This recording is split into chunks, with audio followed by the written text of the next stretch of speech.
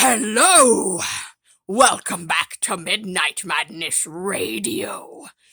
I am your host, Madness. Welcome back to another episode. This is episode 10! Can you believe it? 10. Episode 10. We're already on episode 10. 10 episodes already of the Midnight Madness Radio. True scary stories. Yes, all true scary stories so far, and also other stories that aren't necessarily scary too. So. This is another episode. This is actually the episode about my ghost or paranormal experiences. Because I had a few ghost, paranormal, maybe demons, I don't know, but we don't like to talk about them normally because, yes, we don't want to attract them and we don't like them we don't want them at all. So, this is episode 10. I'm your host, Madness, and this is the Midnight Madness Radio. So, the ghost stories. The true scary ghost stories. So, I was, again, in the house with the parents. I was looking through the window after these glowing gold orbs, as you have heard in the last story, the glowing gold orbs. I had looked out the window at the glowing gold orbs, and there was nothing there, of course. So, I was looking in the mirror, not mirror, it's a window. It's like mirror, though. So, I was looking in the window, and guess what? In the reflection behind me, I saw a gray shape, a gray man's body go right behind me, walk down the hall, and then back down the hall, the other way. So I saw it. It was a gray shape, but it was about the size of probably a grown man. That's what I assume. And guess what? A man had died in the house that the parents were living in. Of course, yes. Someone died there. A man died by unfortunate circumstances of things that happened, because he got into a lot of things. So he had died there. And I think his soul or body, or not body, I think his body, because his body might have been there, I think his soul is still there. Could still be there. I don't really know. But there was a grey shape, and it walked back and forth down the hall behind me, and the parents did not see it, but I saw it in the reflection of the window. I don't really know. So, that was that.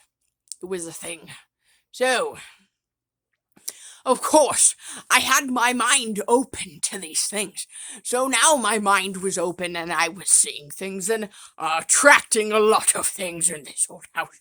So, of course, I was at a neighbor's house.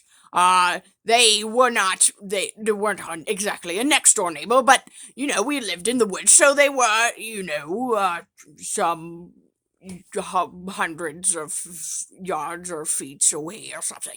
So, we had the neighbor, and I would go over to her house and clean for her because, it was a good way to make a little bit of extra money, and it helped her out, so I would go and clean for her. And there's the cat again! And guess what? I saw something in her house. I had felt something in her house, actually, for a while. When I would go over there and clean, there would be something there. Always, I would feel a presence of something. There were certain areas in her house, like the bathroom or the laundry room, or sometimes the upstairs, I would just get these feelings, these bad feelings that there was something there and it was weird and spooky and scary and stuff.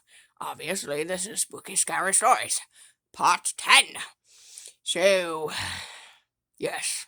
So, weird feelings, lots of weird feelings. And then one day, I was there by myself cleaning. I bent down to pick something up off the floor, and guess what?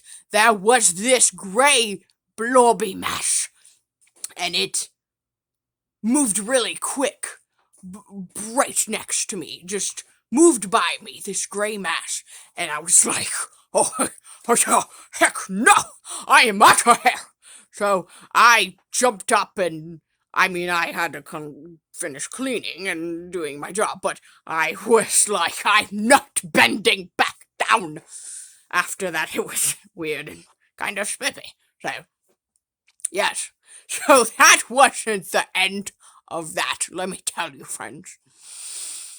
It wasn't the end. So, months later, nothing had happened, but I always had the spoopy feelings. So one day I was there and, hi, cat. You see? She's hiding in the background trying to grab me. She's trying to get me to cut. Oh, now she's trying to bite me. So, yes. I was cleaning and I just felt this overwhelming presence lurking around in the house. I was very nervous and I just had this bad feeling, and I was just trying to clean and ignore it, but it was like it was lurking over every corner, and it was very very scary. Because at that point I was like, there could be demons in this house, and I don't know. It didn't feel like a normal spirit. It felt like more of a demon or a demonic presence, and it was very not nice and overwhelming and not nice at all. So, of course, I tried to ignore it for a while, but it would not go away. No matter what, it wouldn't go away. So, I decided to, put on, like, Christian music or, talk to God and stuff like that. I was like, I'll put on Christian music and, talk to God and this and that and, try to, calm myself down and stuff. Guess what? Something stabbed me in the butt! And I was like, oh my gosh! So it scared the crap out of me.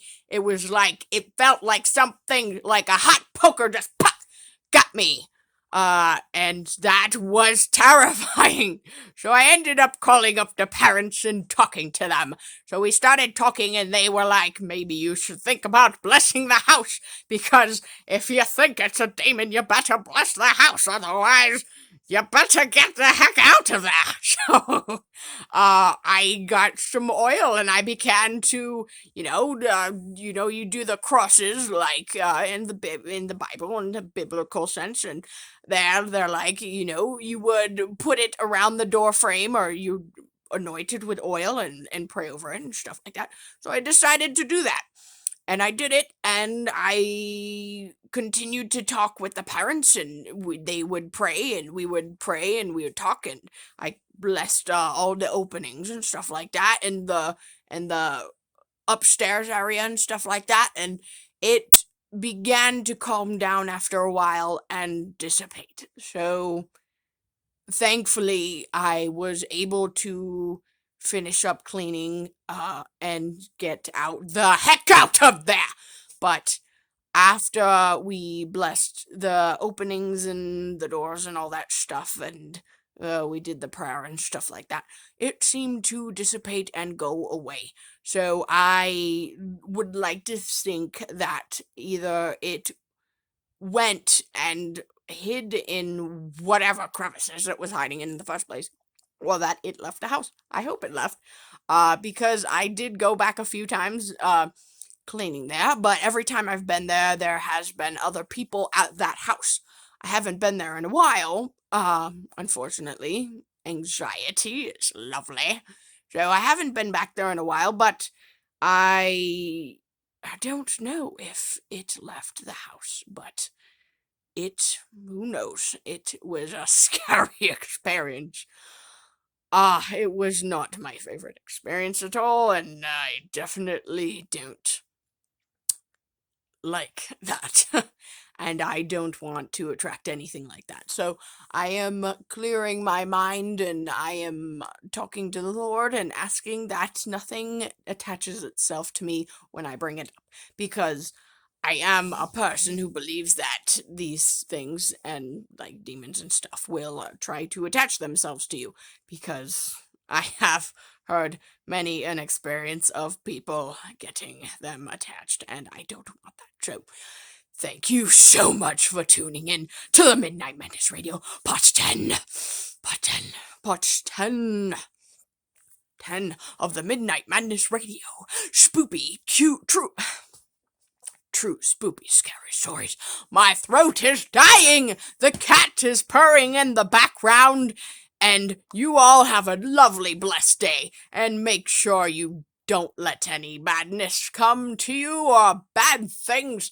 Just enjoy being happy, mad, and wear your madness hats and do mad things that make you happy, and just make sure you pray if anything ever like that happens, and don't be afraid to pray or anoint your house if you feel any badness. You don't have to be a priest or anything like that to bless yourself or bless your house. I personally feel like God is a lot stronger than people, so you don't have to rely on another human being. You can rely on him and yourself. So, thank you so much for tuning in to this partly Christian-based Midnight Madness spoopy scary stories of the paranormal ghost stories, experiences, and possibly demons. Let's hope not, but it's possible. So, thank you so much for watching. Stay mad. Goodbye.